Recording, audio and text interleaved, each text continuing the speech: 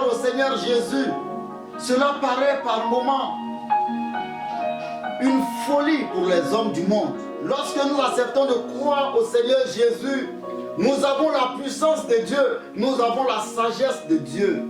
Lorsque nous acceptons de remettre notre vie entre les mains du Seigneur Jésus, nous obtenons la puissance de Dieu, nous obtenons la puissance de Dieu, nous obtenons la sagesse de Dieu. Devenir sage selon Dieu, c'est croire au Seigneur Jésus, c'est remettre sa vie entre les mains du Seigneur Jésus. Nous prêchons Christ crucifié, scandale pour les Juifs et folie pour les païens. Un roi qui se laisse crucifier, un faiseur de miracles qui se laisse crucifier, c'était un scandale pour les Juifs. Et quelqu'un qui a de la sagesse ne pas pouvoir parler et être épargné d'une telle mort que celle de Jésus, cela était une folie. Et d'ailleurs, croire en Jésus, pour les Grecs, c'était une folie. Comment croire en une personne qui a connu la mort? C'était difficile à comprendre pour les Grecs.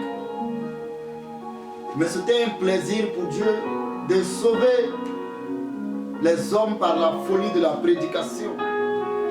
Les personnes qui acceptent le Seigneur Jésus, c'est un miracle de Dieu. Venir à la connaissance de Dieu par Jésus-Christ, c'est un miracle, c'est un grand miracle de Dieu. Et beaucoup de personnes demeurent encore dans l'obscurité parce qu'ils n'ont pas encore compris le message de la croix. Nous devons travailler en vue de rencontrer le Seigneur dans notre vie pendant qu'il est encore temps. Avec notre propre sagesse, nous ne pouvons pas rencontrer Dieu. Avec notre propre sagesse, nous ne pouvons pas accomplir les plans de Dieu. Mais Dieu, par la folie de la prédication, ces paroles que d'autres trouvent comme des paroles sans sens, sans importance, beaucoup de personnes arrivent à percevoir le Seigneur en ces paroles-là.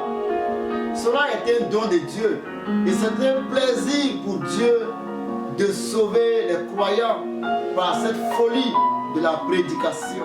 Dieu, dans sa grâce, Dieu, dans sa miséricorde, a décidé de se révéler aux personnes qui sont considérées insensées selon ce monde, aux personnes qui sont considérées minoritaires selon ce monde, aux personnes qui n'ont même pas de considération.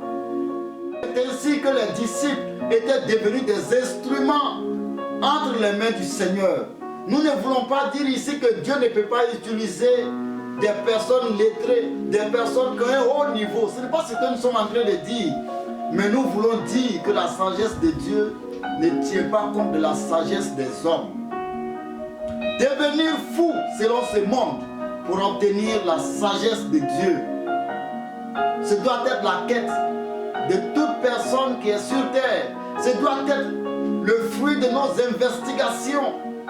Cela doit être l'objet de nos recherches. Devenir sage selon Dieu.